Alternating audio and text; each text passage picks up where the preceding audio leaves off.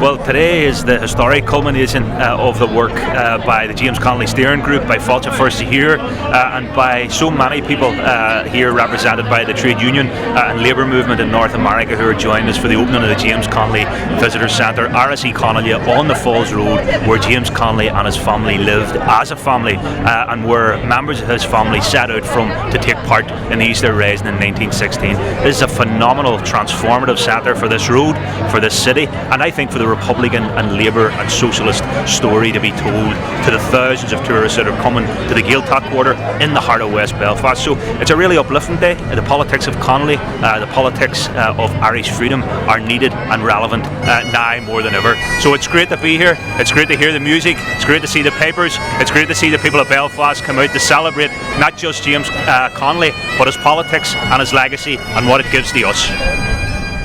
This is a fantastic day. It's great to be here in Belfast. The Connolly Centre is going to be an amazing asset for the people of the Falls Road, and most importantly it commemorates a feminist, a trade unionist and a Republican, part of our history and a part that we are really, really proud to be associated with. I'm a trade unionist and today is a great day for trade unionists all over Ireland. I think today's event and the opening of the new Connolly Centre will bring a much needed Republican perspective to West Belfast, which is seen as one of the main centres of republicanism throughout the country of Ireland.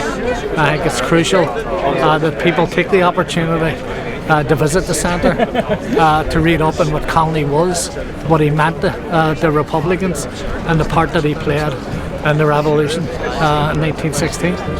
Well, it's not in Turkey, so last Darwell.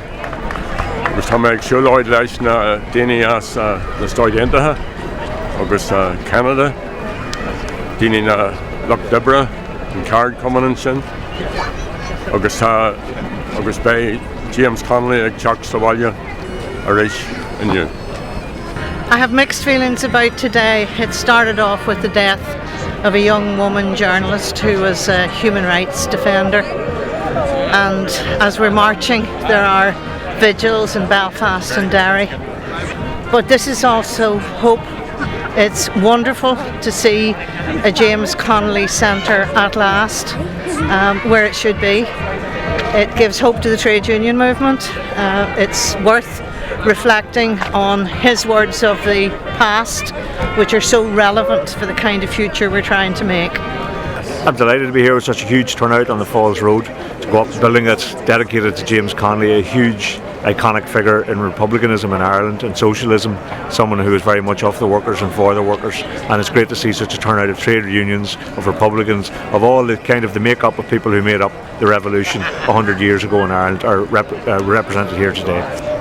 But most of all of the 7 leaders, I'll sing the praise of James Connolly, the voice of labour, the voice of justice.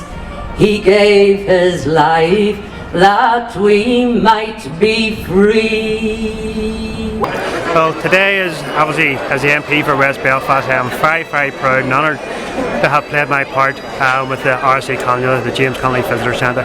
This is a first class day for West Belfast. You see many, many people here who have come from foreign places, from America and from Canada and other places here on the island of Ireland, and including Britain. It is great to see so many people here today celebrating the life of James Connolly. James Connolly lived a couple of yards up the road here. We're now at the Visitor Centre here in the heart of West Belfast. That is going to making sure that his legacy lives on forever. People can come here from all around the world, and local people will get the benefit of this. They will learn from James Connolly. They will see a first-class visitor attraction, but more importantly, they will learn about the life and the history of James Connolly. James Connolly politics are as relevant today as they were over 100 years ago, and I am very, very proud to be the chairperson of Fáilte First here. Very proud to be at the opening of this centre. It's a first-class World Visitor Centre, and James Connolly is alive and well here today in West Belfast. I'm an ordinary man, nothing special, nothing grand. Oh, I've had to work for everything that I own. Well, I never asked for a lifetime, was happy with what I got. Oh, I have to keep my family and my home. Oh, they say the times are hard, so they've handed me my cards, and they say there's enough work to go around. Oh, but when the whistle blows, the gates will finally close, for tonight they're gonna shut this factory down. They'll tear it down.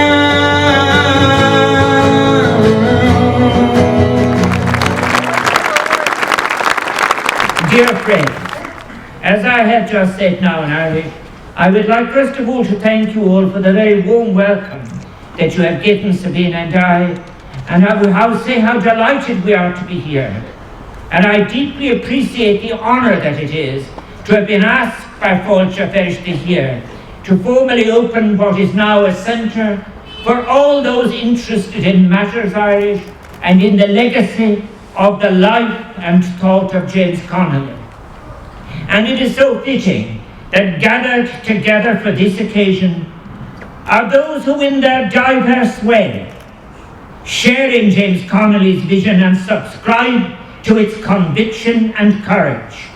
Women and men who have dedicated themselves to pursuing justice and decent conditions for workers and for the unemployed.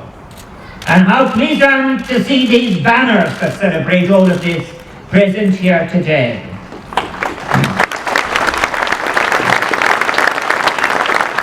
Oh, it was an incredible day, and that's why we had such a large North American labor delegation here today to honor James Connolly's legacy, not only as an Irish patriot, but as a great and incredible trade unionist as well.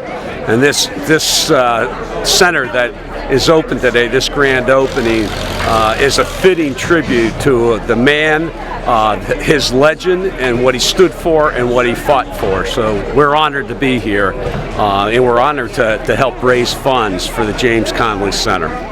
Where, oh, where is our James Connolly? Where, oh, where is that gallant man? He's gone to organize the union, that working men, they might yet be free. Then who will lead the van?